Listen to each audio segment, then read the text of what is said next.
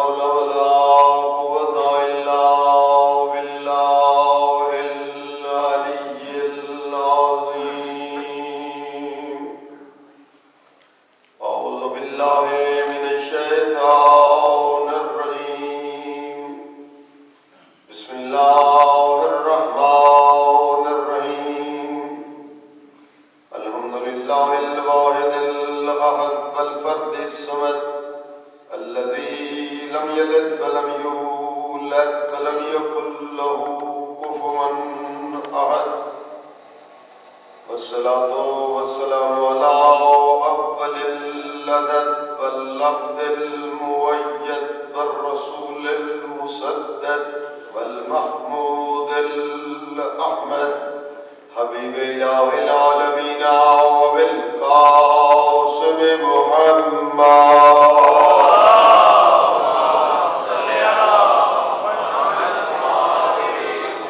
وآله الطيبين الطاهرين الغر الميامين المعصومين ولعنة الله على أعدائهم من الآن إلى قيام يوم الدين. رب اشرح لي صدري ويسر لي أمري واحلل عقدة من لساني يفقهوا قولي. أما بعد فقد قال الله تبارك وتعالى في كتابه المجيد وفرقانه الحميد.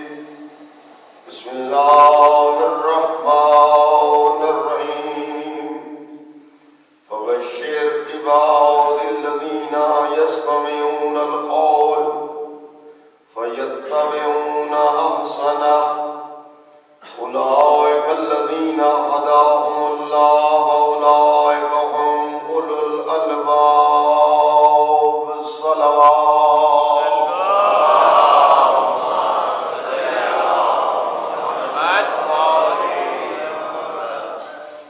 اپنی مجلس کی مقبولیت کے لیے بھی بآواز بلند صلوات.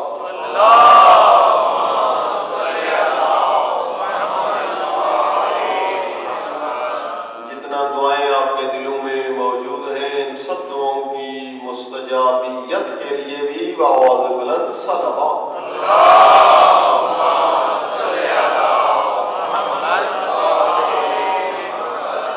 سب سے بڑی دعا دنیا سے ظلم کا خاتمہ ہو اور عدل کا علم پوری دنیا میں لہرائے. ہر آدمی کو عدل اس کی دہلیز پہ میسر ہو. آقا کے ظہور کے تعجیل کے لیے بآواز بلند صلوات.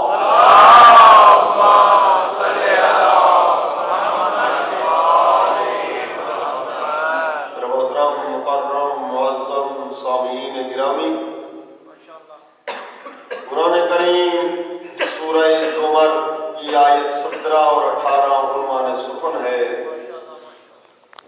جس میں مالک الملک یہ ارشاد فرما رہا ہے: وبشر عباد الذین، میرے حبیب میرے رسول بشارت سنا دے، خوشخبری دے دے ان لوگوں کو الذین یستمعون القول، جو بات تو ہر کسی کی سنتے ہیں لیکن فیتبعون احسنہ، لیکن اتباع اس قول کی کرتے ہیں جو سب قولوں میں سے احسن ہے. بشارت دے دے، سنا دے ان سے، یہ خوش نصیب لوگ ہیں. اولئک الذین ہداہم اللہ، ہدایت یافتہ ہیں تو یہی. وَأُولَئِكَ هُمْ أُولُو الْأَلْبَابِ، اور صاحبان عقل ہیں تو یہی. یعنی اللہ جن کے صاحبان عقل اور ہدایت یافتہ ہونے کی گارنٹی دیتا ہے، یہ وہ لوگ ہیں جو احسن قول کی اتباع کرتے ہیں. اتباع قول احسن. آدھا پونا گھنٹہ اس آیت کی تفسیر کے عنوان سے آپ کی خدمت میں آپ کا وقت لینا چاہتا ہوں تاکہ متوجہ کر سکوں آپ کے ذریعے سے جہاں تک یہ پیغام پہنچ سکتا ہے کہ وہ قول احسن ہے کیا. قول احسن ملے گا تو کس کے صدقے؟ قول حسن پیش کر سکتے ہیں تو کون؟ یہ افضل التفضیل کا لفظ ہے احسن. احسن جس کا ترجمہ ہے سب سے زیادہ حسین ترین قول. جس طرح آپ انگلش میں اسے کہتے ہیں سپرلیٹو ڈگری، گڈ، بیٹر، اور آخر میں آپ کہتے ہیں بیسٹ. تو اسی طرح عربی میں ایک لفظ ہے احسن، ایک لفظ ہے حسن، ایک ہے احسن. جی حسن یعنی حسین، لیکن احسن یعنی سب سے زیادہ حسین. تو آئیے اس احسن کی تفسیر میں جی روایات یہ کہتی ہے کہ احسن قول وہ ہوگا جسے عقل تسلیم کرے، جو عقل کی کسوٹی پہ پورا اترے وہ احسن ہوگا. جسے معصوم پیش کریں وہ احسن ہوگا. عام راوی بیچ میں نہ ہوں جن سے خطا ہو سکے وہ احسن نہیں ہوگا. احسن قول ان کا ہوگا جن کے قول کی اللہ گارنٹی دے، نبی ضمانت سنائے. احسن کیوں؟ اس لیے کہ دنیا خطا جان بوجھ کے نہ بھی کرے، لیکن بھول چوک کر ان سے خطا اور غلطی ہو سکتی ہے، امکان ہے اپنی جگہ پر. تو اب قول جس پہ اتباع کرنی ہے، پیروی کرنی ہے، وہ کس کا قول ہونا چاہیے؟ اس لیے اللہ رب العزت نے ان کی عصمت کی گواہی دی. یہ وہ معصوم ہیں کہ ان سے کوئی خطا کا سرزد ہونا ممکن ہی نہیں ہے. دوسرے لفظوں میں ایک انسان کو تصور کریں تو وہ چار طریقے سے تصور ہو سکتا ہے کہ ان چار میں سے رہبر کو لیا جائے تو ان چار میں سے کسے لیا جائے؟ ایک وہ آدمی ہے جس کی ابتداء زندگی ناقص ہے لیکن آخر زندگی کامل ہے. ابتداء زندگی میں کلمہ نہیں پڑھا لیکن بعد میں اس نے کلمہ پڑھ لیا، خاتمہ بالایمان ہو گیا. ایسا آدمی کامیاب آدمی ہے. حضرت حر کو دیکھ لے، ابتدا خراب ہے لیکن انتہا ٹھیک کر لی، کامیاب ہو گیا. تو ایک قسم یہ ہو گئی کہ ابتدا ناقص لیکن انتہا اس کی اچھی ہے، خوب ہے. دوسرا وہ ہے جس کی ابتدا بھی خراب ہے، انتہا بھی خراب ہے. اور تیسرا وہ ہے جس کی ابتدا ٹھیک ہے لیکن انتہا خراب ہے، وہ بھی بیکار ہے، جس کا خاتمہ بالایمان نہ ہو سکا. اور چوتھی قسم وہ ہے جس کی ابتدا بھی اعلیٰ ہے اور انتہا بھی اعلیٰ ہے. ان چار اقسام میں سے کس قسم کو لیا جائے کہ اللہ رب العزت ان چار قسمیں جو عقلی طریقے پر، منطقی طریقے پر، مقام تصور میں ایک ذہن میں انسان جو ہے وہ تصور کر سکتا ہے، ان میں سے اعلیٰ ہو تو کون؟ یہی وجہ ہے کہ جس کی ابتدا خراب ہے، انتہا خراب ہے، اس کو تو ہٹا دیں. جس کی ابتدا ٹھیک ہے لیکن انتہا خاتمہ بالایمان نہیں ہوا، اسے بھی ہٹا دیں. یہ بھی بعنوان رہبر جو ہے پیش نہیں ہو سکتے. اور تیسری قسم اور چوتھی قسم یہ دونوں ملا لیں کہ ابتدا خراب ہے لیکن انتہا ٹھیک ہے، یہ ایک قسم. اور ایک قسم یہ ہے کہ ابتدا بھی اعلیٰ ہے، انتہا بھی اعلیٰ ہے. ان دو قسموں میں سے راہبری کے اہل کون ہے جس کا اعلان اللہ کے حکم سے نبی سنائے؟ ہم دیکھتے ہیں جس کی ابتدا جو ہے وہ ناقص ہے لیکن انتہا اعلیٰ ہے، اس کی ابتدا والی خرابی کے حوالے سے اس کے لیے دعا مانگنا پڑے گی. اے اللہ، اس کی ابتدا زندگی اگر کج ہو گئی تھی تو اس کے لیے تو راضی ہو جا. لیکن جس کی ابتدا بھی اعلیٰ ہے، انتہا بھی اعلیٰ ہے، اس کے لیے مغفرت کی دعائیں نہیں ہوں گی، اس کے لیے ہر کوئی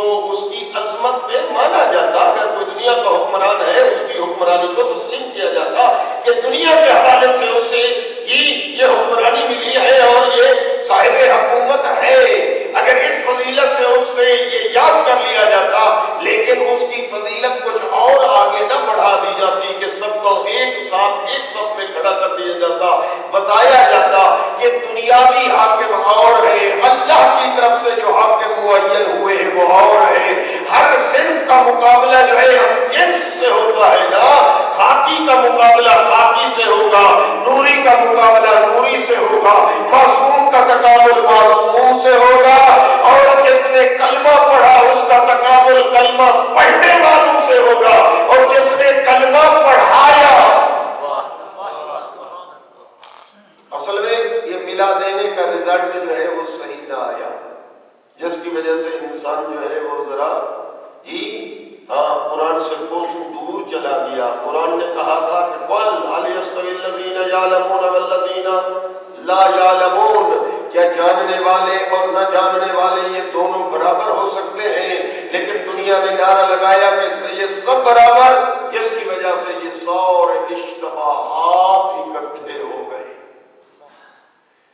حالانکہ صحابہ کرام رضوان اللہ تعالی علیہم نبی کے پیاروں نے بتانے کی بڑی کوشش کی دنیا کو بھی کہ یہ برابری کا رٹا جو ہے یہ جملہ صحیح نہیں ہے۔ کیوں؟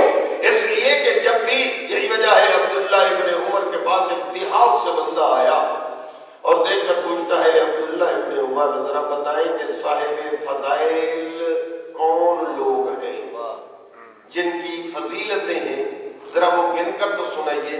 لہذا انہوں نے اپنے عقیدے کے مطابق جو ان کا عقیدہ تھا، اپنے عقیدے کے مطابق انہوں نے کچھ نام گنے ترتیب سے اور وہ اپنے عقیدے کو بیان کرنے لگے۔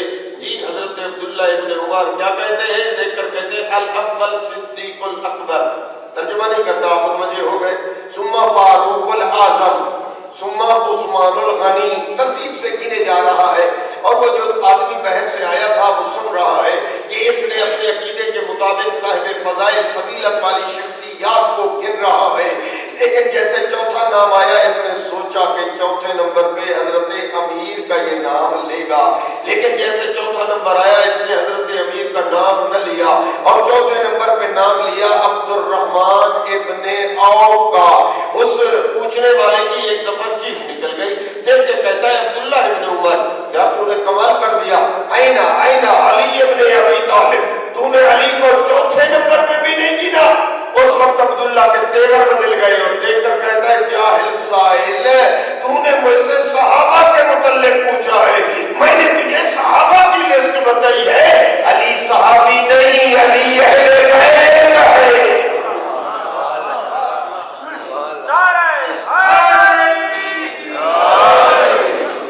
علی اہل بیت ہے، کیوں؟ اس لیے کہ معصوم اور ہیں اور غیر معصوم اور ہیں، لہذا معصوم کا تقابل غیر معصوم سے نہیں ہو سکتا۔ صاحب عصمت شخصیات جس کے لیے قرآن کی عصمت کی گواہی اور نبی کریم نے ان کی عصمت کا اعلان کیا، وہ ہستیاں ہیں جن سے بھولے بھی کبھی خطا نہیں ہوتی۔ اور اس لیے جملہ بدل کر اور آسان کر دیتا ہوں، 40 ہجری ہے اور 20 ماہ رمضان المبارک ہے۔ تاریخ یاد ہو گئی؟ یہ کون سی تاریخ ہے؟ 40 ہجری، ہجرت کا 40واں سال ہے، اور ماہ رمضان کی 20 تاریخ ہے۔ یہ وہ تاریخ ہے کہ حضرت امیر کو ضرب لگ چکی ہے۔ 40 ہجری جب میں نے کہہ دیا تو آپ متوجہ ہو گئے۔ اس وقت کچھ لوگوں کے درمیان یہ بات چل گئی کہ حضرت امیر جن کو ضرب لگی ہے ان کے فضائل کے باب سے یہ کتنے فضیلت رکھتے ہیں۔ ساسا بن سبحان شاگرد ہے حضرت امیر کا، اور دیکھ کر کہتا ہے کہ حضرت امیر کا تقابل عام لوگوں سے نہ کرو، آخری نبی کے علاوہ، آخری رسول اکرم صلی اللہ علیہ وآلہ وسلم کے علاوہ آدم سے لے کر عیسیٰ تک تمام نبیوں سے علی افضل ہے۔ لیکن سننے والے وہ اس اسلام آباد کے رہنے والے نہیں تھے کہ جلدی مان لیتے. جی اسلام آباد والوں کا تو معمول ہے نا کہ دلیل کے ساتھ بات کو لیتے ہیں، اور اگر دلیل اسٹرانگ ہے تو بات جو ہے تسلیم ہے، اور اگر دلیل جو ہے وہ ویک ہے تو بالکل مدعا اس کا ثابت نہیں ہے. جی لہٰذا وہ جو ہے ایک دفعہ رک گئے اور دیکھ کر کہتے ہیں ساسا بن سہان یہ بات آپ کی قابل قبول نہیں ہے، یہ ہم دلیل لیں گے. اور پھر یہ آپ کہہ رہے ہیں حضرت امیر بھی موجود ہے، چلیے حضرت امیر کے پاس آ کر بالکل باب کیا، اجازت لی اندر آنے کی، پردہ کیا گیا اور ان لوگوں کو ساسا بن سہان کی موجودگی میں اجازت ملی اور وہ سب اندر تشریف لے آئے. اب جب سب اندر آ گئے ہیں اس وقت سوال کیا ہے کس نے؟ ساسا بن سہان جو شاگرد ہے، اس وقت کا مقرر بھی ہے، خطیب بھی ہے. یا امیر المومنین، اتنے سارے لوگ آئے ہیں آپ کی خدمت میں کوئی سوال کرنے کے لیے، اجازت ہو تو آپ سے سوال کریں. امام نے وہی جملہ کہا جو فرمایا کرتے تھے منبر کوفہ پہ، سلونی سلونی قبل ان تفقدونی، پوچھو جو دل چاہے، میں آسمان کے راستے زمین کی نسبت زیادہ جانتا ہوں. اس وقت ساسا جو ہے نمائندگی کرتا ہے، باقی جتنے لوگ آئے تھے ان سب کی طرف سے نمائندگی کرتے ہوئے کہتا ہے یا امیر المومنین، ذرا ارشاد فرمائیں انت افضل ام آدم؟ سوال یہ ہے کہ آپ افضل ہیں مولا یا آدم ابو البشر نبی اکبر وہ افضل ہے؟ امام دیکھ کر فرماتے ہیں ساسا بن سہان سن، تزکیت المرء لنفسہ ہی کبھی ہن، اپنی تعریف خود کرنا اچھا نہیں ہے. وہ فرمانا چاہتے ہیں کہ میری تعریف اگر تجھے سننا تھی تو پھر مجھ سے نہ پوچھتے، اس سے پوچھتے جس نے میرے قصیدے دنیا کو بتائے. رسول اکرم کی زبان اطہر سے سنتے. لیکن اب سوال جو ہے حضرت امیر سے تھا کہ آپ بتائیں آپ افضل ہیں یا آدم؟ فرمایا تزکیۃ المرء لنفسہ کبھی ہم، اپنی تعریفیں خود سنانا اچھا نہیں ہے. لیکن اللہ کا حکم ہے قرآن کی آیت کے اندر اما بنعمت ربک فحدث، اللہ ارشاد فرماتا ہے جو نعمتیں میں نے دی ہیں ان کو بیان کرو، اور اگر بیان نہ کیا تو گویا نعمت کا شکرانہ جو ہے وہ ادا نہ ہوا. لہذا اللہ کی دی ہوئی نعمتوں کو چھپانا نہیں چاہیے بلکہ بیان کرنا چاہیے. اب تم نے سوال کر لیا ہے تو پھر سنو، یا ساسا بن سہان انا افضل من آدم، میں آدم سے افضل.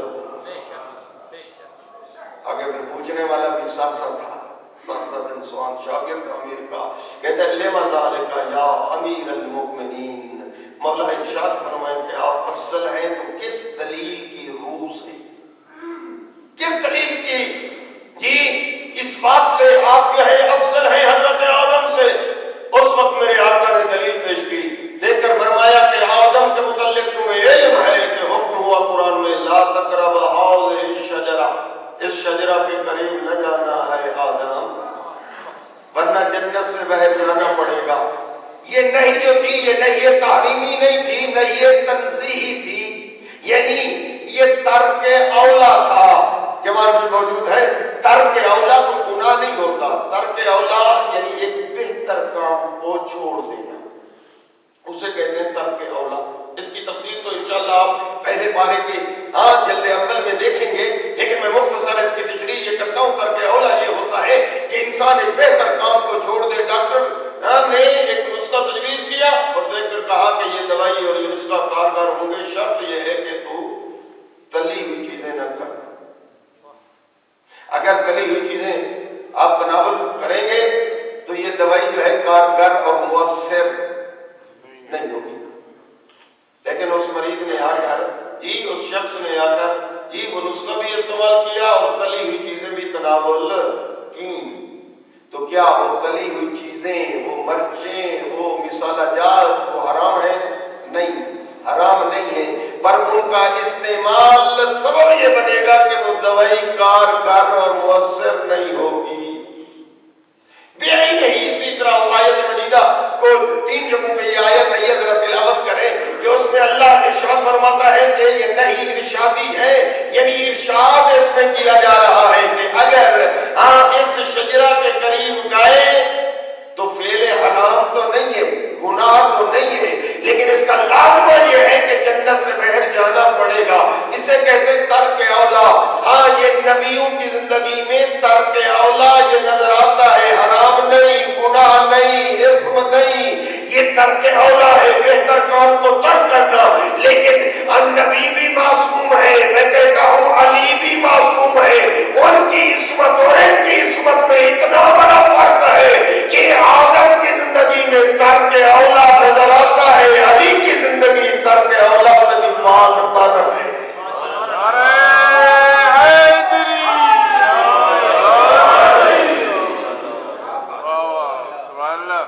سوال کیا مولا آپ افضل ہیں آدم دلیل؟ حضرت فرماتے ہیں جب آدم نبی سے ترک اولا ہوا تو پھر اس نے استغفار پڑھا اللہ کی بارگاہ میں، حکم ہوا آدم تیری توبہ قبول ہوگی جب ان ہستیوں کا تو واسطہ دے گا جن کی خاطر میں نے کائنات خلق کی۔ حضرت آدم کی دعا موجود ہے تمام عالم اسلام کی کتابوں کے اندر کہ حضرت آدم نے وہ دعا مانگی، یا محمودو بحق محمد، یا اعلیٰ بحق علی، یا فاطر بحق فاطمہ، یا محسنو بحق حسن، یا قدیم الاحسان بحق حسین علیہ السلام۔ امام دیکھ کر فرماتے ہیں کہ ذرا ایسا سا یہ تو بتا کہ جس کی دعا قبول ہوئی وہ افضل یا جس کے صدقے میں قبول ہوئی؟ متوجہ ہوئے؟ دیکھ کر پھر دوسرا سوال کر دیا، یا امیر المؤمنین، جی آپ افضل، انت افضل ام نوح؟ آپ افضل ہیں یا نوح نبی افضل ہے؟ حضرت نے پھر وہی جملہ تکرار کیا، تزکیۃ المرء لنفسہ، کبھی اپنی تعریف کرنا خود جو ہے وہ اچھا نہیں ہے، اما بنعمت ربک فحدث، لیکن اللہ کی نعمتوں کو بیان کرنا جو ہے وہ لازم ہوتا ہے تاکہ شکران نعمت ہو جائے۔ یہاں دیکھ کر فرمایا انا افضل من نوح، میں افضل ہوں نوح سے۔ دیکھ کر پوچھا لما ذالک یا امیر المومنین، حضرت دیکھ کر فرماتے ہیں شاہ صاحب وہ اس لیے کہ نوح نبی جی قوم نے ان کا راہ جو ہے چھوڑ دیا، ان کی دعوت پہ لبیک نہ کہا، نافرمانی کی، تو نوح نے بد دعا کے لیے ہاتھ دراز کر دیے، رب لا تذر علی الارض من الکافرین دیارا، یا اللہ ان کو تباہ کر دے، عذاب بھیج دے، یہ غرق ہو جائے، ایک گھر بھی کافروں کا باقی نہ رہے۔ آپ بد دعا کر ڈالی، لیکن فرمایا کہ 25 سال میرا حق غصب ہوا، میں گھر بیٹھا رہا پر کسی کے لیے بد دعا نہیں۔ پھر دیکھ کر حضرت فرماتے ہیں کہ جب نوح نبی کی کشتی جی اس گرداب میں ہمر کھانے لگی تو اس وقت حضرت نوح نے وہ دعا مانگی، جی یا محمود بحق محمد، یا اعلیٰ بحق علی، یا فاطر بحق فاطمہ، جی یا محسن بحق حسن، یا قدیم الاحسان۔ ابھی حضرت نوح کی دعا کے یا آخری جملے ختم نہ ہونے پائے تھے جی اس طوفان نوح میں جو ہے وہ کشتی جو ہے چکولے کھا رہی تھی۔ ہاں ایک جن ہے جو اس کشتی کو گھما کے اس خطاب میں جی ڈبونا چاہتا ہے۔ ہاں یہی وجہ ہے نبی مسجد نبوی میں موجود ہے اور اس وقت شور غوغا مچ گیا کہ کوئی جن ہے جو اتنا اس کا لمبا طول میں آج اتنا جسم ہے اور اتنی ڈراؤنی اور وحشتناک اس کی شکلیں ہیں۔ حضرت نے فرمایا راستہ چھوڑ دو، اسے آنے دو۔ حضرت نے حکم کے راستہ چھوڑ دیا گیا اور اسے آنے دیا گیا، اور جیسے وہ آگے بڑھا تو اس کو پیغمبر کی خدمت میں آ کر جھک کر سلام کیا اور اس کے ہاتھ بندھے ہوئے تھے اور دیکھ کر کہتا ہے یا رسول اللہ، جب حضرت نوح کی کشتی جو ہے ہچکولے کھانے لگی میں ہی اس کو پھیر کے ڈبونا چاہتا تھا۔ حضرت نوح نے دعا پڑھی، دعا کے وہ جملے ختم نہ ہوئے تھے کہ ایک نورانی ہستی آئی جس نے میرے ہاتھ باندھ دی۔ میں ہر نبی کی خدمت میں جاتا رہا، بعد از نبی، پھر اس نبی کے بعد بعد از نبی، ہاں میرے کوئی ہاتھ کھولے۔ ہر نبی نے یہ ارشاد فرمایا جس نے باندھے ہیں وہ کھولے گا۔ لہذا جی اس وقت میں پریشان ہوں، آپ کی خدمت میں حاضر ہوا ہوں۔ حضرت پاک پیغمبر نے اشارہ کیا، منبر کے پاس بیٹھی ہوئی شخصیت امیر المومنین، دین کا کعبہ، محافظ اسلام، انبیاء کا ناصر، حل المشکلات کی طرف جیسے اس نے دیکھا تو جلدی سے اٹھا، اٹھتا ہوا پھر گرا اور پھر حضرت امیر کے قدموں میں جا گرا۔ دیکھ کر کہتا ہے یا رسول اللہ، یہی شخصیت تھی جس نے میرے ہاتھ باندھے تھے۔ نعرہ حیدری، عالم انوار میں اس شخصیت نے جی میرے ہاتھ باندھے تھے، جی حضرت امیر نے اس کے ہاتھ کھولے جی۔ پھر حضرت نے وہی فرمایا کہ جس کے صدقے میں نجات ہوئی وہ افضل یا جس کی نجات ہوئی۔ یہ طول و تفصیل میں اگر چلے جائے جی ہاں تو یہ ایک پورا سلسلہ ہے، میں وہ سارا سلسلہ نہیں پڑھتا، حوالہ دیتا ہوں، آپ خود جا کر وہ دیکھ لینا۔ ہر نبی کی نسبت جو ہے پاک امیر نے جو دلیلیں پیش کی ہیں وہ خود آپ پڑھ لینا، کتاب ذہن میں نوٹ کر لیجئے۔ الاستیاب یہ عالم اسلام کی کتاب ہے، شیعہ رائٹر نہیں ہے، ابن عبد البر یہ لکھنے والے ہیں اور بڑی معتبر ترین کتاب۔ دوسری کتاب طبقات ابن سعد جی یہ بھی عالم اسلام کی کتاب ہے۔ المعارف ابن قتیبہ طنبری کی، ان میں سے کسی شیعہ کتاب کا نام نہیں لیا جی، اور اگر شیعہ کتاب دیکھنی ہے تو پھر بہار الانوار دیکھنی پڑے گی ہاں، جس کے اندر یہ ساری دلیلیں جو ہیں حضرت امیر نے بیان کی، اور پھر ساتھ ساتھ پھر سوال کرتا ہے انت افضل ام ابراہیم، مولا ارشاد فرمائے آپ افضل ہیں یا ابراہیم نبی افضل ہے؟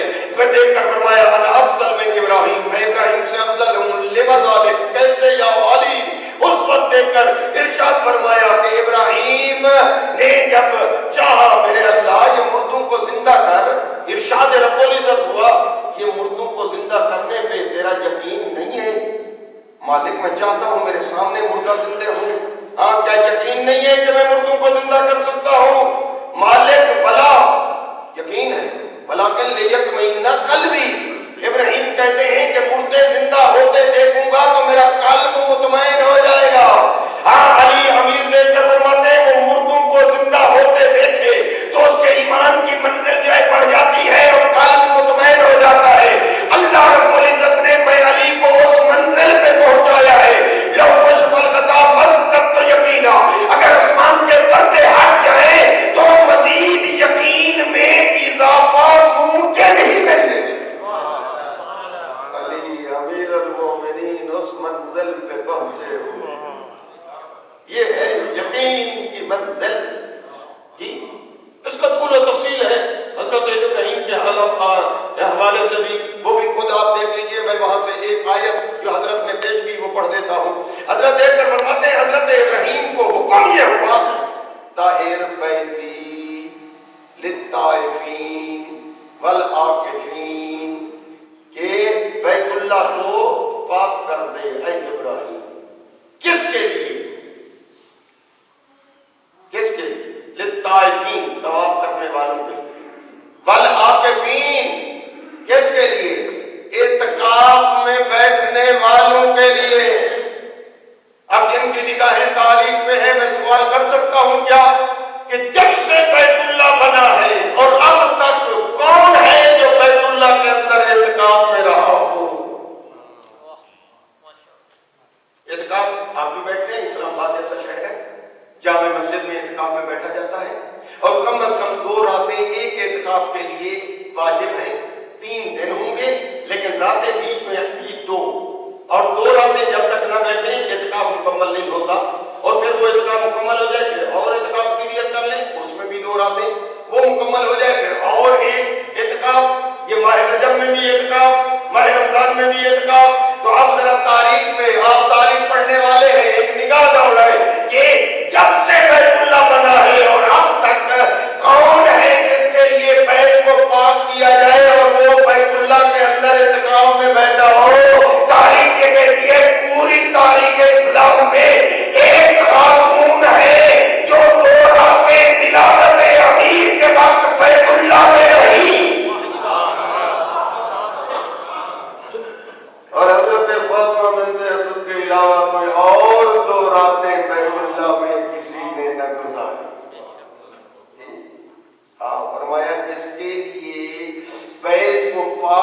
کیا جائے وہ افضل یا جو پاک کرے؟ کیونکہ اس کی باریکیوں میں طول و تفصیل میں آپ خود ان کتابوں سے دیکھیں گے اس کے طول و تفصیل تو دیکھ کر پھر پوچھتا ہے سبحان مولا ارشاد فرمائے انت افضل ام موسیٰ، آپ افضل ہیں یا موسیٰ نبی افضل ہیں؟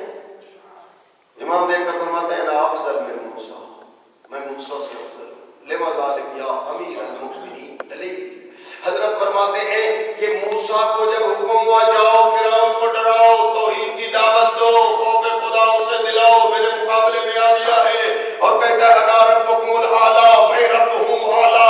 جو حضرت موسیٰ کو حکم ہوا جاؤ فرعون کے پاس، حضرت موسیٰ نے کیا جواب دیا؟ قرآن تو آپ پڑھتے ہیں، دیکھ کر کہا یا رب مالک انی قتلت منہم نفسا فاخاف ان یقتلون، مالک میں نے ان کا ایک بندہ مارا ہے، قبطی کو میں نے قتل کیا تھا، اب میں جاؤں گا تو وہ مجھے قتل کر دیں گے۔ فرمایا موسیٰ نے ان کا ایک قتل کیا تھا، تبلیغ کے لیے کہہ رہے ہیں کہ اگر میں جاؤں گا تو وہ مجھے قتل کر دیں گے، لیکن میں علی نے بدر میں بھی صنادید قریش جو رسول کے دشمن تھے ان کو جہنم میں پہنچایا، احد میں بھی جہنم میں پہنچایا، اور خندق میں بھی میں نے صنادید قریش کے ہزاروں آدمی مارے، لیکن جب سورت التوبہ کی تبلیغ کے لیے مجھے مکے بھیجا گیا میں نے نہیں کہا کہ مجھے خوف ہے، کیوں؟ اس لیے کہ مجھے پرواہ نہیں ہے موت میرے اوپر ہے یا میں موت کے اوپر جاؤں، میں تو موت سے ایسے محبت کرتا ہوں جس طرح شیر خان بچہ ماں کی چھاتی سے۔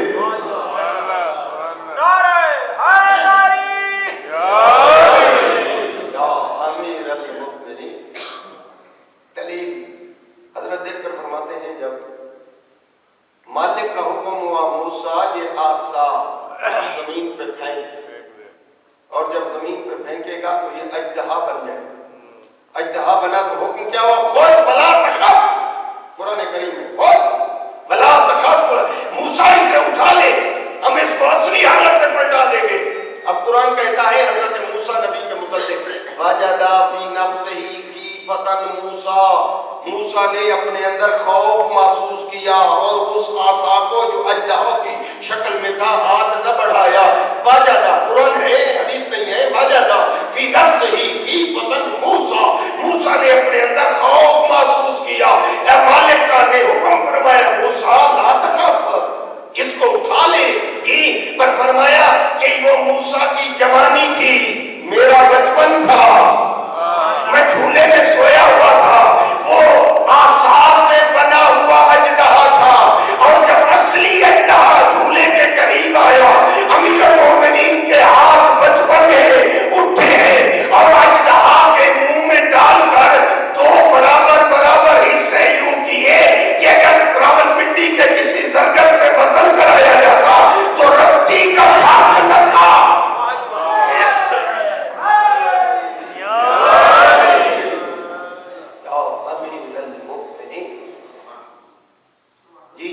اور پھر دیکھ کر پوچھتا ہے مولا انت افضل ام عیسیٰ، آپ افضل ہیں یا عیسیٰ نبی افضل ہیں؟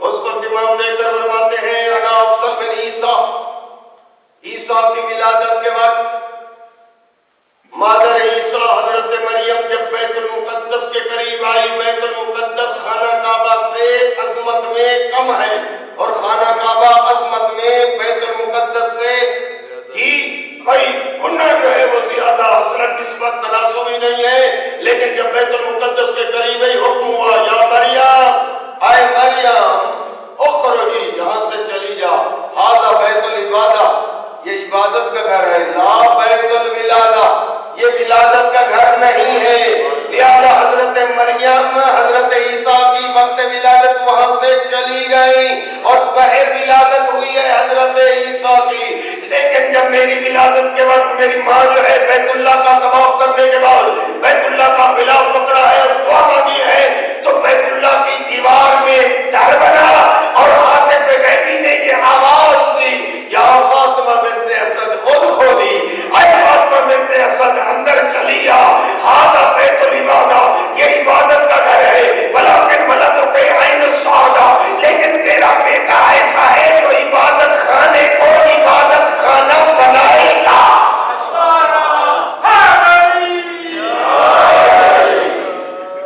یعنی علی امیر المؤمنین خانہ کعبہ کو بتوں سے صاف کرے گا اور اس کو بیت اللہ کی شکل دے گا تو علی۔ یہ ایک دلیل تھی، باقی چیزیں میں نے چھوڑ دی، آپ کے حوالے کر دی، ہاں تاکہ میں ایک اشارہ کر کے آگے بڑھ جاؤں۔ اصل موضوع یہ ہے قول احسن، اور قول احسن کے لیے اللہ رب العزت نے علی امیر المؤمنین، دوسرے لفظوں میں یوں کہوں کہ قرآن کی آیت کے مطابق علی ہے نفس رسول، جو صفات رسول کے وہ صفات علی امیر کے۔ اگر آسان کر دوں تو بچوں کے لیے میں اس حدیث کو پیش کر دوں۔ ایک طرف فرمایا یا علی انت منی بمنزلت ہارون من موسیٰ الا انہ لا نبی بعدی، اے علی آپ کو مجھ سے وہی نسبت ہے جو ہارون کو موسیٰ سے، جس طرح ہارون بلا فصل وسیع ہے موسیٰ کا، اے علی آپ بلا فصل وسیع ہے میں مصطفیٰ کے۔ فرق یہ ہے کہ میرے بعد نبوت کا دروازہ بند ہے، کسی نبی نے نہیں آنا، یعنی اگر کسی نبی نے آنا ہوتا تو اے علی وہ نبی آپ ہوتے۔ نہ میں متوجہ نہ کر سکا، کیوں؟ اس لیے کہ آپ نے حدیثیں کوئی سنی ہوئی ہے اور کہ اگر میرے بعد کوئی نبی ہوتا وہ فلاں کس ہوتا۔ میں کہتا ہوں حدیثیں صحیح بھی ہیں، حدیثیں ضعیف بھی ہیں، لیکن حدیث کو قرآن سے ذرا ملانا پڑے گا کہ ذرا نبوت کا بھی کوئی معیار ہے یا نہیں، نبوت کی بھی تو کوئی شرائط ہے، صفات ہے یا نہیں۔ اگر آدم سے لے کر عیسیٰ تک دیکھ لیجیے کوئی نبی ایسا ہو جس نے کلمہ پڑھ کر مسلمان ہو کر پھر نبی بنا ہو تو وہ پھر حدیث سچی ہوگی، ورنہ ماننا پڑے گا وہ حدیث مفہوماً علی ابن ابی طالب کی شان میں۔ سلوات پڑھ دیجئے بابا سے بلا۔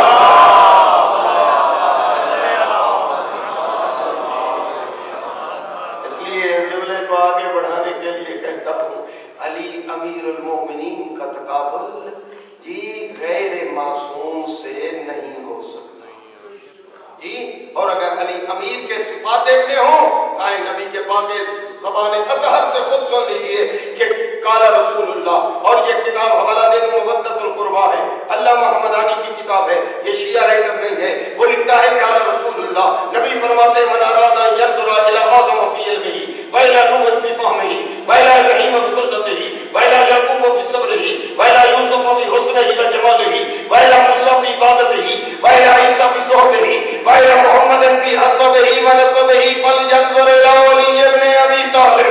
جو آدم کے علم کو دیکھنا چاہے، نوح کے فہم کو دیکھنا چاہے، ابراہیم کی خلت کو دیکھنا چاہے، یوسف کے حسن جمال کو دیکھنا چاہے، موسیٰ کی عبادت کو دیکھنا چاہے، عیسیٰ کے زہد و تقویٰ کو دیکھنا چاہے، محمد کے حسب اور نسب کو دیکھنا چاہے، کیا بیت اللہ کو دیکھے؟ فرمایا نہیں۔ کیا قرآن مجید کو دیکھے؟ فرمایا نہیں۔ کیا کرے یا رسول اللہ؟ فرمایا فَلْيَنظُرْ إِلَىٰ وَلِيِّ ابْنِ أَبِي طَالِبٍ، وہ میرے بھائی علی ولی کا چہرہ دیکھے، آدم سے لے کر خاتم تک صفات علی میں نظر آئیں گے۔ کیا مانا؟ یعنی نبیوں کے فضائل اگر ایک جگہ جمع کرو تو علی بنتا ہے، علی کے فضائل بخشے تو نبی بنتے ہیں۔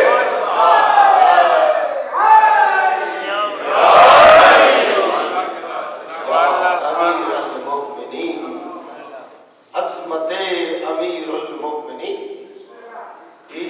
یہ خوش نصیب ہو کہ قول احسن کے لیے ان ہستیوں کو انتخاب کیا گیا کہ جو بعد از نبی جیسی شخصیت، اور یہ انتخاب اور نبی نے جتنا ہو سکا نبی نے تعارف کرایا، نبی نے کوئی کسر باقی نہ رکھی۔ اگر قول سے تعارف کرا سکتے تھے تو قول سے تعارف کرا، اگر فعل یعنی پریکٹیکلی شکل میں بیان فرما سکتے تھے تو پریکٹیکلی شکل میں تعارف کرایا ہے کہ، اور یہی وجہ ہے کہ جب میدان مباہلہ میں یہ ہستیاں جا رہی تھیں، میں کہتا ہوں جمع کے لفظ تھے، قرآن میں حکم تو یہ تھا کہ سارے اور ڈھیر سارے آ سکتے ہیں، لیکن وہاں انتخاب جب کیا گیا ہے، انتخاب میں کہتا ہوں چھوڑے باقی گھروں کو، دو گھر تو ذہن میں رکھے، ایک گھر ہے علی کا، ایک گھر ہے نبی کا۔ نبی کے گھر میں کون ہے؟ نبی کے 9 گھر والیاں، بڑی عزت والی، عظمت والی اور مومنوں کی مائیں، یہ ایک عظیم گھر ہے، اور یہ بھی ایک عظیم گھر ہے علی کا۔ کون ہے؟ امام علی، امام حسن، سیدہ زہرا، امام حسین، یہ ہے گھر علی کا، یہ گھر ہے نبی کا۔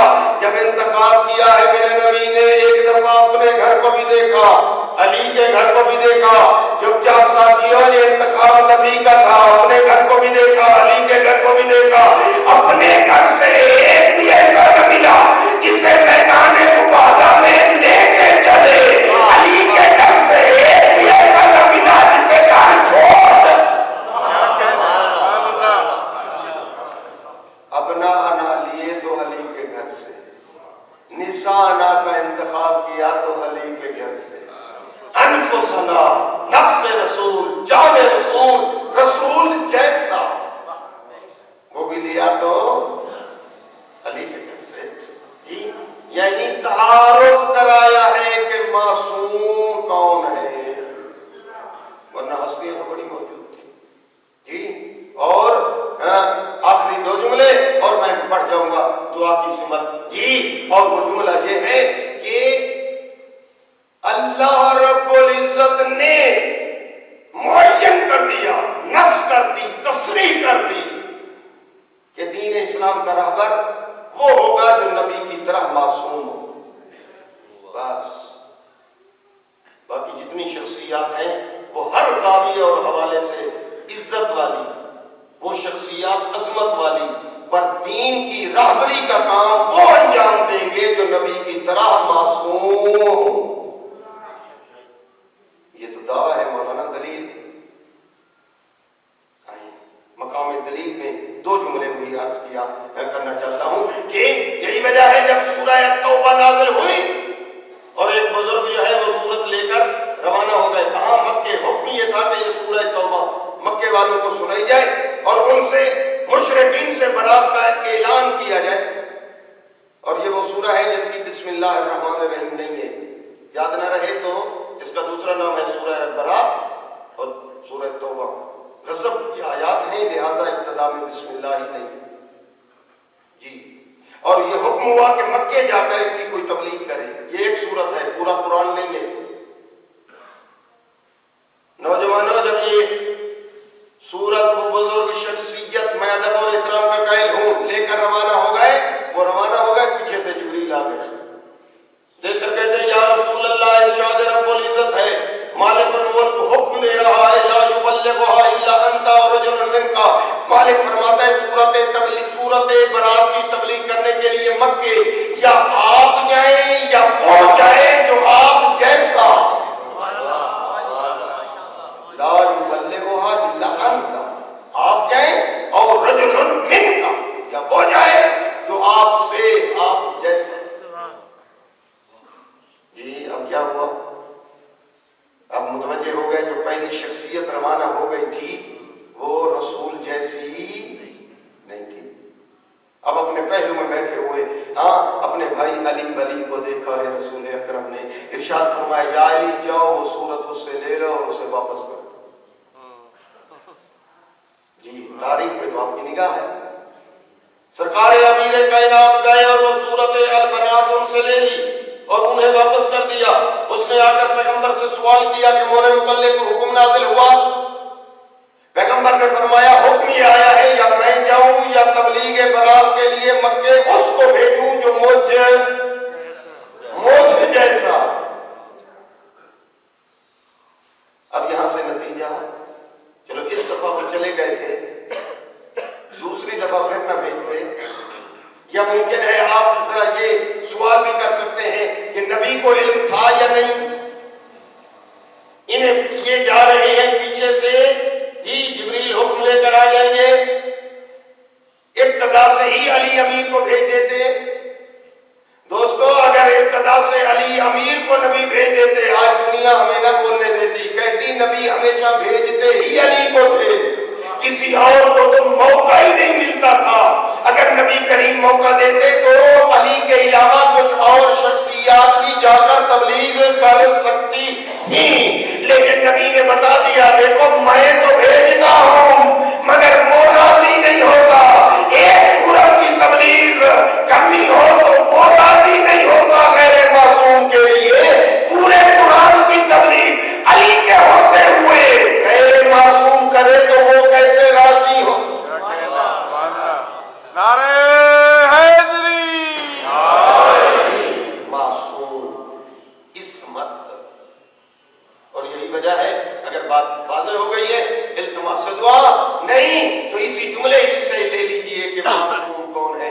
مسجد نبوی بنی، جن کے گھر ادھر تھے دروازے ادھر کھولے، جن کے گھر ادھر تھے دروازے ادھر، جن کے گھر تھے ادھر دروازے ادھر کھولے، اور بیچ میں مسجد، چاروں طرف گھر، دروازے مسجد کی طرف، اپنے گھروں سے تشریف لا رہے ہیں اور مسجد میں، اور مسجد سے ہو کر پھر اپنے گھروں کو واپس جا رہے ہیں۔ یہ وہ واقعات ہیں جس کو پورے عالم اسلام کے مصنفین ہوں، مورخین ہوں، یا تفسیریں لکھنے والے ہوں، یا باب قسمت لکھنے والے، سب نے لکھا کہ سب مسجد میں آ رہے ہیں اور جا رہے ہیں، اور جبریل پیغام لے کر آئے، یا رسول اللہ مالک الملک کا حکم یہ ہے جن جن کے دروازے مسجد کی طرف کھلتے ہیں سب دروازے بند الا باب علی ابن ابی طالب، علی کے دروازے کے علاوہ باقی سب دروازے بند۔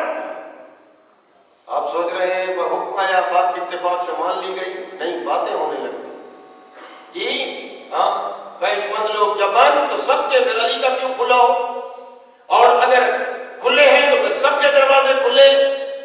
اس وقت نبی تشریف لے آئے اور سب کو اکٹھا کر کے ارشاد فرمائے، سنو ما سددت ابوابکم وما فتحت باب علی، میں نے اپنی مرضی سے علی کا دروازہ کھلا نہیں رکھا اور نہ اپنی مرضی سے تمہارے دروازے بند کیے ہیں، بلاکن اللہ سد ابوابکم، یہ اللہ نے علی کا دروازہ کھلا رکھا ہے اور تمہارے دروازے اللہ نے بند کیے ہیں۔ میں کہتا ہوں اب تمہاری مرضی، ادھر چلو جن کے دروازے اللہ نے بند کر دیے ہیں، یا اس ہستی کے پیچھے چلو جس کے دروازہ اللہ نے کھلا رکھا۔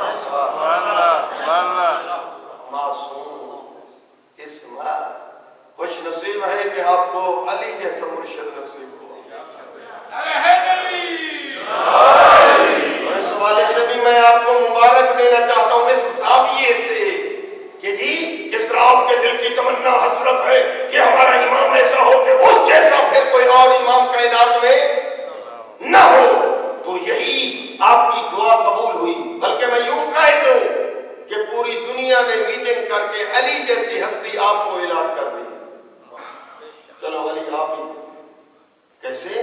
ہاں میں کہتا ہوں چیک کر لیں، اندھیری رات ہو، کوئی آدمی جا رہا ہو، جانتے نہیں ہیں یہ جانے والا کون ہے، جیسے اس نے کہا یا علی مدد، سب نے کہا یہ کوئی ہے علی والا جی، علم نہیں ہے، نام کیا ہے، کاسٹ کیا ہے نہیں معلوم، کس شہر کا رہائشی نہیں علم، لیکن یہ طے ہے یہ ہے علی والا جی۔ میں کہتا ہوں گھر کے اوپر یا علی مدد، صحیح ہے گھر کسی علی والے کا، مسجد کے اوپر یا علی مدد، صحیح ہے مسجد علی والوں کی، قرآن کریم کے پہلے خالی صفحے پہ چھوٹے بچے نے لکھ دیا یا علی مدد، کہا یہ قرآن علی والوں کا جی۔ اذان آ رہی تھی اشہد ان لا الہ الا اللہ مشترک، اذان اشہد ان محمد رسول اللہ، صحیح مشترک اذان، جیسے مؤذن نے کہا اشہد ان امیر المومنین و امام المتقین، کہا کہ پچھلی ساری اذان علی والوں کی، پھر مجھے کہنے دو جہاں جہاں علی ولی کا نام آتا جائے وہ شاید علی والوں کی بنتی جاتی ہے، تو اگر جنت کے صدر دروازے پہ لکھا ہوا ہو علی ولی اللہ تو ماننا پڑے گا جنت بھی علی والوں کی۔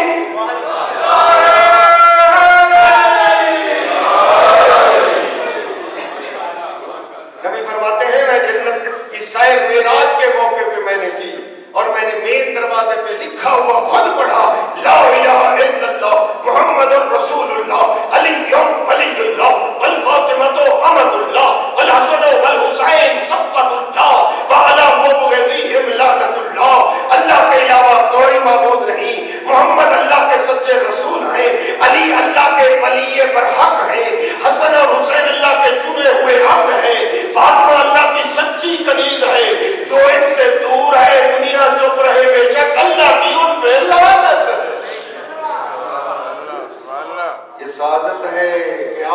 ولی کے نعرے لگاتے ہیں، یہ علی علی آپ صرف نہیں کرتے، یہ آواز کو اتنا اللہ کو پسند ہے کہ نبی فرماتے ہیں جیسے میں جنت کے دروازے پہ پہنچا تو علامہ بالجنت ترکۃ من الذهب، میں نے دیکھا کہ جنت کے دروازے پہ ایک چٹے سونے کا کنڈا لگا ہوا ہے، کنڈا جی اب دیکھیں نا یہ گھنٹیاں آ گئی، بلے، ہاں مختلف آوازیں جی اس دل کی اور بات میں کہتا ہوں اگر پرانے زمانے میں بھی حتیٰ وہ کنڈے ہوتے تھے لکڑی کے تو آواز اور، لوہے کے تو اور، ایلومینیم کے تو میرا آواز اور، اب پروگرام ہو تو عرض کر دوں کہ جنت کے اس کنڈے کے ہلانے کی آواز کیا تھی؟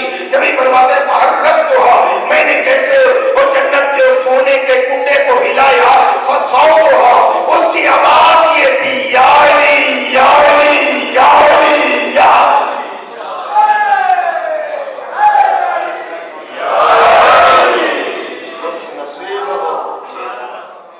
سعادت ہے آپ کے لیے کہ آپ کو علی جیسا مرشد ہے۔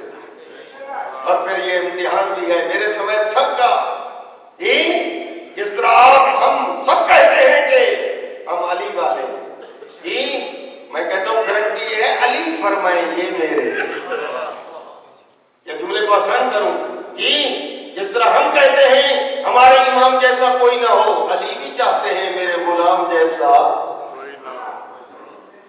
امتحان باب آزمائش ہے۔ اسی باب آزمائش کی کڑی کی ایک سلسلے کی ایک حدیث پیش کرتا ہوں التماس سے دعا نبی مسجد نبوی میں دیکھ کر فرما رہے ہیں سیاتی علی امتی زمان، میری امت میں ایسا زمانہ بھی آئے گا کہ لا یسمعون القرآن الا بصوت حسن، قرآن سننا گوارا نہیں ہوگا مگر یہ کہ شیرینی آواز ہو، اگر ترجمے تفسیریں نہیں پسند نہیں ہوں۔ لا یعبدون اللہ الا فی شہر رمضان، سرکار فرماتے ہیں وہ دور ایسا ہوگا کہ ماہ رمضان ہوگا تو مساجد بھری ہوئی گی، ماہ رمضان ختم تو مساجد ویران۔ آپ شکر پڑھیں آپ کے تو اسلام آباد ہے، یہاں تو پڑھے لکھے لوگ ہیں، عاشق مسجد ہیں یہاں تو مساجد خالی نہیں ہے، ماہ رمضان ہو یا غیر رمضان ہو، اور نبی فرماتے ہیں ایک دور ایسا ہوگا۔ اس کے بعد نبی دیکھ کر فرماتے ہیں وہ دور ایسا ہوگا لا یقنعون بالقلیل ولا یشبعون بالکثیر، نبی فرماتے ہیں وہ دور ایسا ہوگا تھوڑا رزق ملے گا تو پیٹ نہیں بھرے گا، زیادہ ملے گا تو شکر نہیں کریں گے، اپنے سے اوپر والے کو دیکھیں گے، اس کو اللہ نے کار کوٹھی بینک بیلنس نوکر چاکر، اور میں تو غریب، اللہ کی رضا پہ راضی نہیں ہوں گے۔ نبی تقریر کر رہے مسجد نبوی شہر مدینہ، فرمایا دور ایسا ہوگا ہمتہم بطونہم دینہم دراہمہم نساؤہم قبلتہم، دور ایسا ہوگا ہمتہم بطونہم ان کی ساری کوشش دن رات پیٹ کی پوجا ہوگی،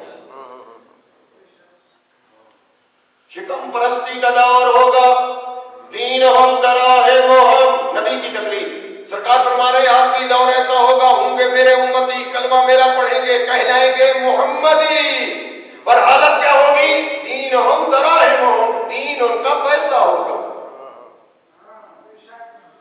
نساؤہم قبلتہم، نبی فرماتے ہیں ان کی بیویاں ان کا قبلہ کعبہ ہوں گی، والدہ کی خدمت کا موقع نہیں ہوگا، والدہ کی علاج کے لیے رقم نہیں ہے، والدہ کی ضروریات نہیں، میرے بغیر ہاتھ نکالی ہے لیکن فرمایا نساءہم قبلتہم، بیویاں یوں قبلہ کعبہ ہوں گی، حکم فرما کیا لے کر آؤں، جا رہا ہوں کیا تعمیر، الحمدللہ پڑھیں، یہاں تو چونکہ علمی ماحول ہے، یہاں تو ایسا نہیں ہے، یہاں تو والدین کا احترام ہے، والدہ کی خدمت، جوان جو ہے ماشاءاللہ قرآن پڑھتے ہیں لیکن میں متوجہ کرنا چاہتا ہوں ایک آدھ غافل ہو نیند میں ہو تو ذرا بیدار ہو جائے، کیونکہ رسول کی حدیث جرنل ہے، صرف اسلام آباد کے لیے نہیں پوری امت رسول ہے۔ دیکھ کر فرمایا ہمتہم بطونہم دینہم دراہمہم نساؤہم قبلتہم بیوتہم مساجدہم، ان کے گھر مسجدیں ہوں گی، مسجد میں جانے کا ٹائم نہیں ہوگا، جائے نماز اور مصلے گھر میں رکھے ہوں گے، صحیح ادھر نماز ٹائم نہیں ہے مسجد میں جانے کا، نبینا صاحب یہ رسول اعظم کا. عرض کرتا ہے مجھے مسجد لے جانے والا کوئی نہیں یا رسول اللہ, اجازت دے دے میں گھر میں پڑھوں, نابینا ہوں. فرمایا مسجد سے گھر تک ایک رسی باندھ لے, جب میرے مؤذن بلال کی اذان سنے رسی کے سہارے مسجد آ جائے. یہ باتیں پسند تو آ رہی ہیں, جو راضی بیٹھے وہ سلوات پڑھیں. بابا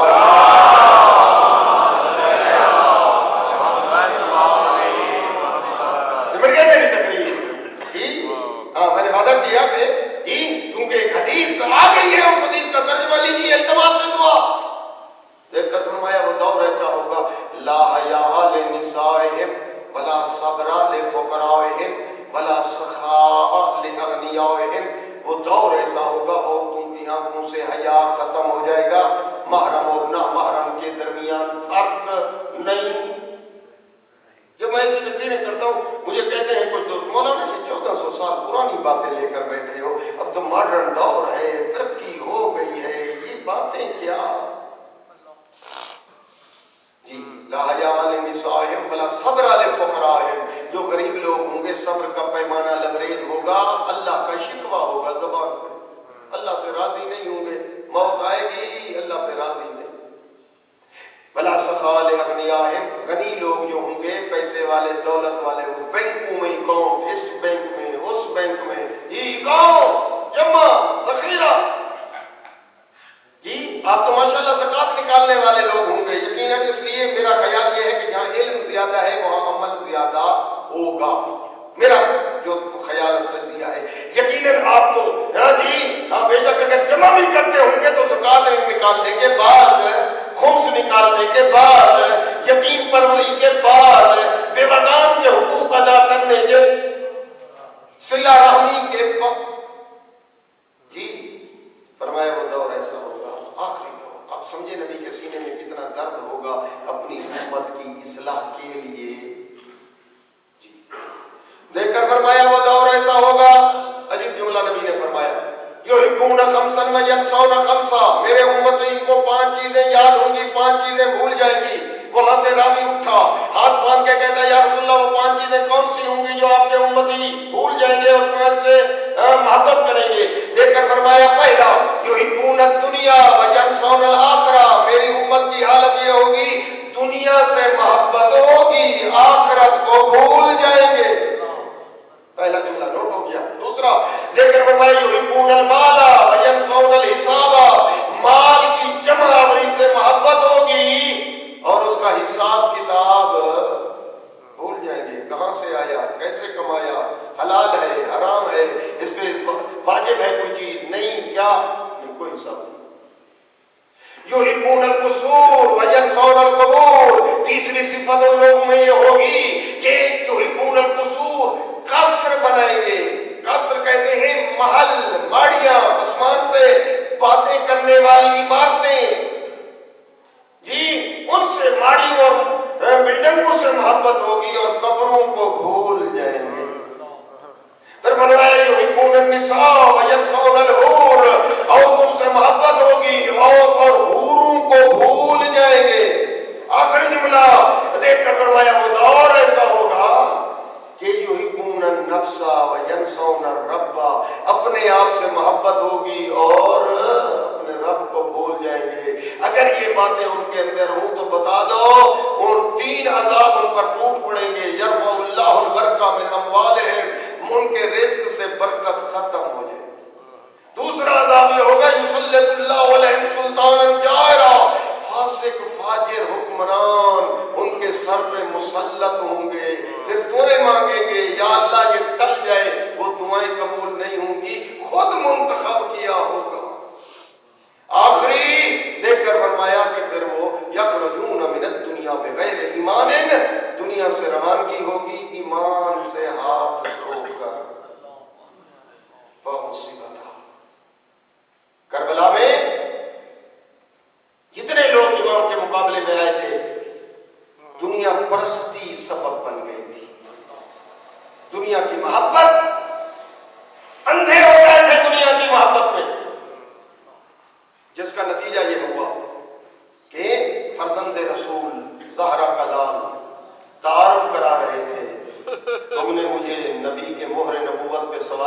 تھا؟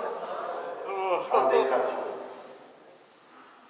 مجھے بتاؤ کہ پنجتن کی آخری نشانی اس وقت دھرتی پہ زندہ کون ہے؟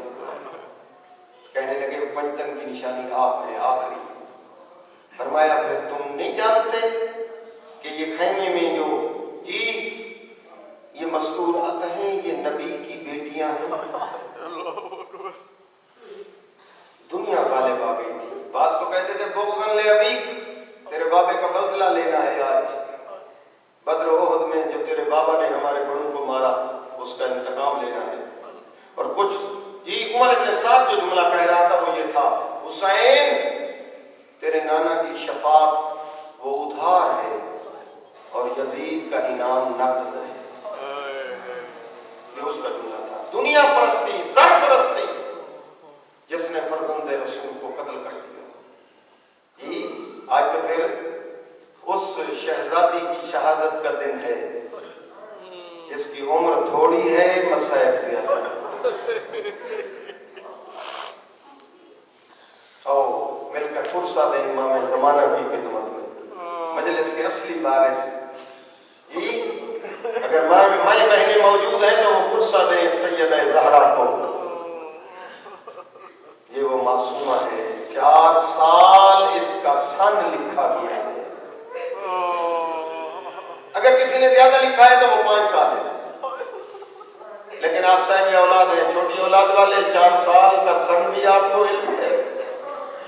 مجھے بتاؤ 4 سال یا 5 سال کا سن ہو بچی کا. اب تاریخ نے لکھا ہے، جو جملے وہ پیش کر دیتا ہوں. تاریخ نے لکھا کہ جب 11 محرم کو یہ شہزادیاں اونٹوں پہ سوار ہوئیں، معاف کر دینا اس بچی کو بھی علیحدہ اونٹ پہ بٹھایا گیا. یہ ذاکر مولوی آپ کی تسلی کے لیے پڑھتے ہیں کہ اس پر محمل تھے. خدا کی قسم اونٹوں پہ محمل نہیں تھے. تاریخ صحیح ہے، میں ذمہ دار ہوں اپنے لفظوں کا. کسی تاریخ، ایک تاریخ نے بھی نہیں لکھا کہ اونٹوں پر محمل تھے. جو اونٹ کربلا سے روانہ ہوئے ان اونٹوں پہ کوئی محمل نہیں تھا. ہاں، اور لکھا ہے کہ شہزادیوں کے ہاتھ مصروف تھے. جتنا محفوظ سفر ہو، آپ نے بچوں کے ساتھ سفر کیا ہوگا، آپ دیکھتے ہیں کہ خواتین بچوں کو پکڑ کر بیٹھتی ہیں. یہ واحد سفر تھا کربلا سے شام، کسی بی بی نے بچے کو نہیں پکڑا تھا کیونکہ ہاتھ مصروف تھے. اور اس معصومہ جس کی شہادت منا رہے ہو، اس کے متعلق تاریخ نے یہی لکھا، اس کے ہاتھ بندھے ہوئے تھے اور علیحدہ اونٹ پہ بیٹھی تھی. اس لیے راوی کہتا ہے کئی جگہ راستے میں یہ بچی اونٹ سے گر گئی. لکھا ہے کہ جس وقت ایک جگہ آئی، منزل طولانی کر دی اور بچی تھک گئی. اور تاریخ کا یہ جملہ ہے کہ امام حسین کا سر جس نوک نیزہ پہ تھا وہ نیزہ زمین میں گڑ گیا، رک گیا. شیمر تازیانہ لے کے آیا، سجاد تیرے بابے کا سر جس نیزے پہ ہے وہ نیزہ تو حرکت ہی نہیں کرتا. امام فرماتے ہیں ظالم پوچھتے مجھ سے ہو، تمہیں پتہ نہیں ہے تم نے منزل پہ روکنا تھا لیکن تم اس منزل پہ نہیں رکے. اس وقت دیکھ کر فرمایا پھوپھی اماں ذرا قافلے کو شمار کرو. بابے کا سر جس نیزہ پہ ہے وہ نیزہ رک گیا ہے، پھوپھی اماں ذرا قافلے کو شمار کرو. اللہ اس وقت ثانیہ زہرا نے ایک ایک بی بی کو آہستہ آہستہ بلایا. قاسم کی ماں آواز دی لبیک بی بی میں حاضر ہوں. اصغر کی ماں لبیک بی بی میں موجود ہوں، حاضر ہوں. ایک ایک بی بی کو بلاتی گئی. جب نام لیا میری بیٹی سکینہ تم کہاں ہو؟ جواب نہ آیا. جب جواب نہ آیا سمجھ گئی یہ بچی اونٹ سے گر گئی ہے.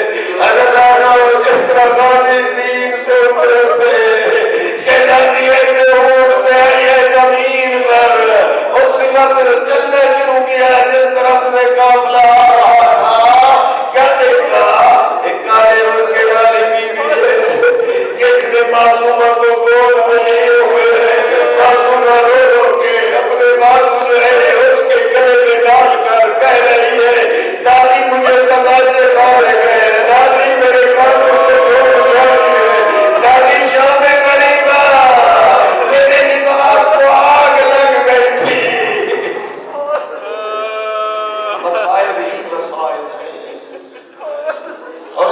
لٹا ہوا قافلہ شام پہنچا. کیونکہ شہادت کے حوالے سے مجلس آج 13 سفر ہے. 13 سفر شہزادی کی شہادت کا یوم. لٹا ہوا قافلہ جب پہنچا ہے شام دربار میں. مجھے معاف بھی کر دینا لیکن صحیح روایت کا جملہ لے لو تاکہ پتہ چلے کہ دنیا نے کتنا اجر رسالت دیا. اللہ سالکم علیہ اجر الا المودۃ فی القربى کی آیت پر وہ کلمہ پڑھنے والوں نے کتنا عمل کیا تھا. تاریخ ایسے کہتی ہے کہ جس رسی میں بیویوں کو اسیر کیا گیا تھا, معاف کر دینا, ایک ہی رسی میں سب بیویوں کو اسیر کیا تھا. بچے بھی اسی میں تھے, بڑے بھی اسی میں تھے. اور جب بیویاں تھک جاتی سر اونچا کرتی, چھوٹے بچوں کے قدم زمین سے اٹھے جاتے.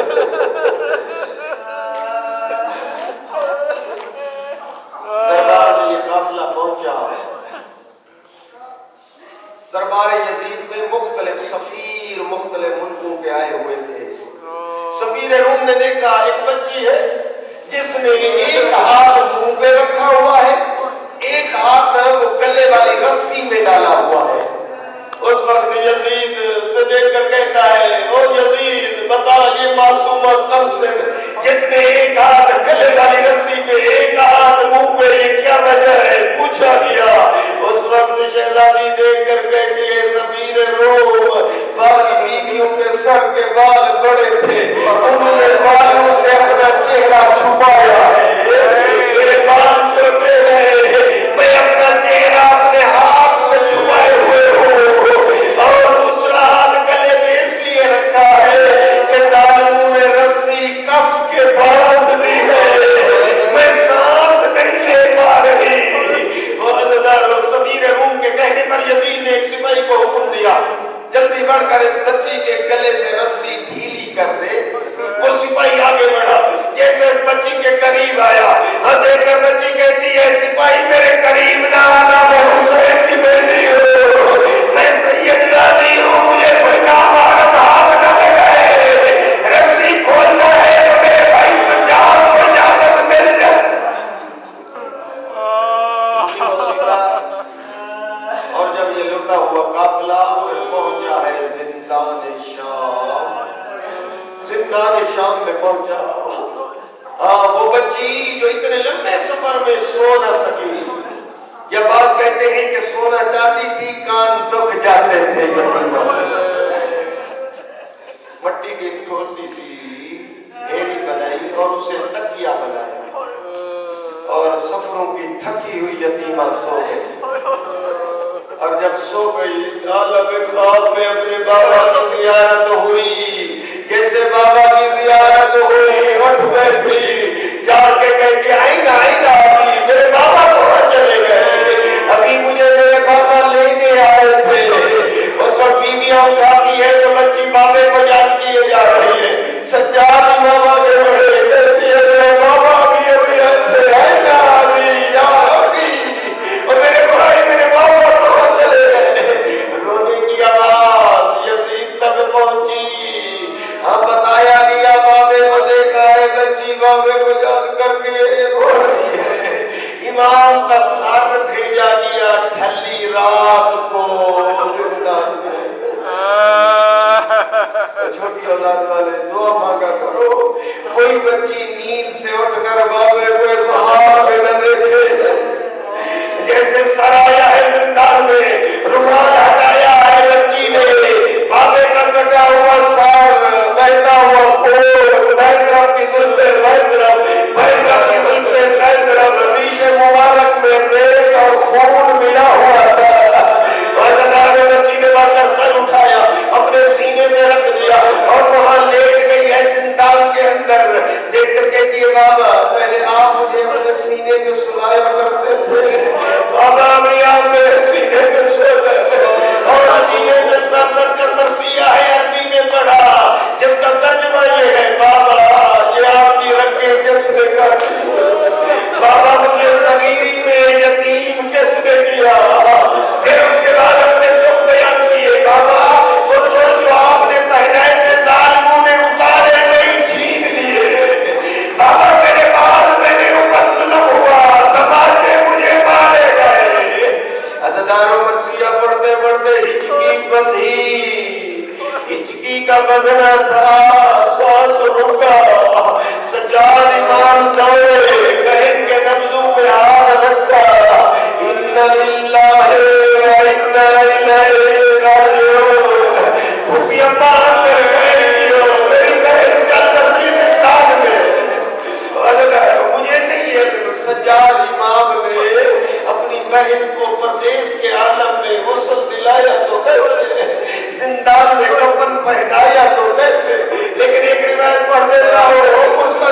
والے موت چلو جب جنازہ تیار ہو گیا اس وقت کڑیوں والے ہاتھوں میں بہن کا جنازہ رکھا گیا. وہ کوئی منظر قیامت کا ہوگا جب سجاد زندان سے بہن کا جنازہ ہاتھوں میں اٹھا کے غریبوں کے قبرستان کی طرف چلے. اس وقت بھی فقہ کہتی ہے ایک ہو جنازہ دینے والا ایک ہو قبر میں جنازہ لینے والا. اکیلا سجاد ہے باقی کا سن چھوٹا ہے اور قبر سے دو ہاتھ برآمد ہوئے. آواز آئی میرے بیٹے میری بیٹی کا جنازہ مجھے دے میں اس کا بابا حسین لینے آیا ہوں. ہزاروں سجاد نے روتے ہوئے بہن کا جنازہ بابا نے حوالے کیا. قبر بند ہو گئی. صلاح الدین ایوبی شام کا ایک بادشاہ گزرا ہے. اس نے اپنے دور حکومت میں حکم دیا کہ اس قبرستان کے پاس سے ایک نہر اس نے کھدوائی. جیسے اس نہر میں پانی آیا اس نہر کے پانی کا سیلابہ قبروں پہ آ گیا. تاریخ نصارہ نجران نے یہ لکھا کہ جیسے ان قبروں پہ پانی کا سیلابہ آیا قبرستان کے مجاور تھے جس کا نام تھا سید ہاشم. اس کی 3 بیٹیاں تھیں. یکے بعد دیگرے یہ معصومہ ان بچیوں کے خواب میں آئی. اپنے بابا سید ہاشم سے کہہ دو میری قبر کے اندر پانی آ رہا ہے.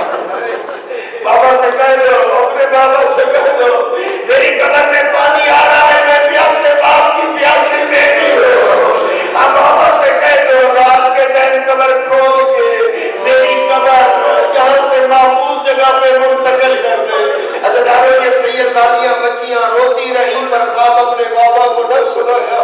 جب تیسری شب آئی پھر آ کر کہا یتیم سمجھ کر پرواہ نہیں کی شاید مجھے بیمار نے سمجھا. اپنے بابا سید ہاشم سے کہنا میری قبر میں پانی آ رہا ہے. وہ سیدزادیاں اٹھ بیٹھی اور نصف شب کو بابا کو خواب سنایا. سید ہاشم نے اپنی بچیوں کو صاف کیا اور آ کر اس قبر معصومہ کو کھولا. کیا دیکھا اس قبر کے اندر پانی آ رہا تھا. اس نے بڑھ کر بچیوں سے کہا جنازہ اٹھاؤ. اس کی ایک بچی آگے بڑھی. جیسے آگے بڑھی لوگ بابا اس معصومہ کا کفن تو ایک پہلا تمیز ہے اور کیا اتنا غریب تھے کہ اپنے لباس میں اس نے دفنایا گیا. پھر دوسری بچی لوگ کہتی ہے بابا اس کا لباس ایک طرف سے جلا ہوا ہے لگتا ہے شام غریبہ اس کے لباس کو آگ لگ گئی تھی. سید ہاشم ماتم کر رہا تھا رو بھی رہا تھا کبھی کبھی اٹھتا کبھی بیٹھتا. اس کی بچی نے رو کر کہا بابا یہ تو کوئی اتنا مظلوم ہے ابھی تک اس کے ہاتھوں میں رسیاں پڑی ہیں اس کی رسیاں بھی نہیں کھلی. بابا انا للہ و انا الیہ راجعون.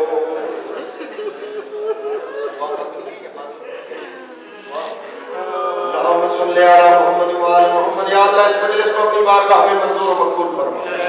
جتنے حاضرین آئے ہیں سب کی دعائیں رسول اور آل رسول کے نام پر دعائیں مستجاب فرما. میرے مالک اپنے اسم کا العظیم العظم کا واسطہ جو بیمار ہے شفا کلی عنایت فرما. جو بے اولاد ہے نیک اولاد عنایت فرما. جو تنگ دستے ان کی تنگ دستیاں دور فرما. جو بے روزگار ہیں ان کو حلال رزق نصیب فرما. میرے مالک تجھے واسطہ ہے میرے اللہ اہل بیت علیہ السلام کا. میرے اللہ ہماری پریشانیاں دور فرما. ہماری دعائیں مستجاب فرما. ہم سب کا خاتمہ بالایمان فرما. ہماری عاقبت بخیر فرما. حج و زیارات سے مشرف فرما. میرے مالک تجھے واسطہ ہے میرے اللہ انبیاء کا اولیاء کا اوصیاء کا شہداء کا صدیقین کا ہمارے زائرین کی حفاظت فرما. ہمارے عزاداروں کی حفاظت فرما. ہماری مجالس کی حفاظت فرما. ملک پاکستان میں امن قائم فرما. میرے مالک نبی اور نبی کی عزت عظمت کا واسطہ تو رحیم تو کریم ہمارے بانی مجلس کے دینی دنیاوی مقاصد پورے فرما. میرے اللہ نبی آل نبی کی عزت عظمت کا واسطہ جناب پروفیسر صاحب میرے اللہ جناب زاہد حسین صاحب کے رزق مال میں برکت عنایت فرما، ان کے مرحومین کو جنت فردوس نصیب فرما، میرے مالک ان کے بچوں کو طول عمر عنایت فرما، میرے اللہ تجھے واسطہ ہے اپنے اسم کا العظیم العظم کا جناب ہمارے خواجہ صاحب کو ہمارے مالک صحت کاملہ عنایت فرما، ان کے فرزند یا اللہ ان کو بھی تندرستی کامل عنایت فرما، میرے مالک ان کے گھر میں خیر و برکت کا نزول فرما، ان کی دعائیں اور اعمال صالحہ مستجاب فرما، میرے اللہ جتنی دعائیں ان سب کے دلوں میں ہیں میرے اللہ تو جانتا ہے، یا اللہ تجھے واسطہ ہے اپنی ذات کا اپنی صفات کا ہم سب کی دعائیں مستجاب فرما، ہمارے آقا مولا امام زمان کا جلد ظہور فرما، ہمیں امام کا سچا سپاہی بنا بحق نبی و آلہ، زحمت نہ ہو تو اپنے مرحومین کو بھی شامل کر لو، شہداء کو نیت میں لے لو، اور اسی طرح بانی مجلس یہ مرحومین سب کے لیے سورہ فاتحہ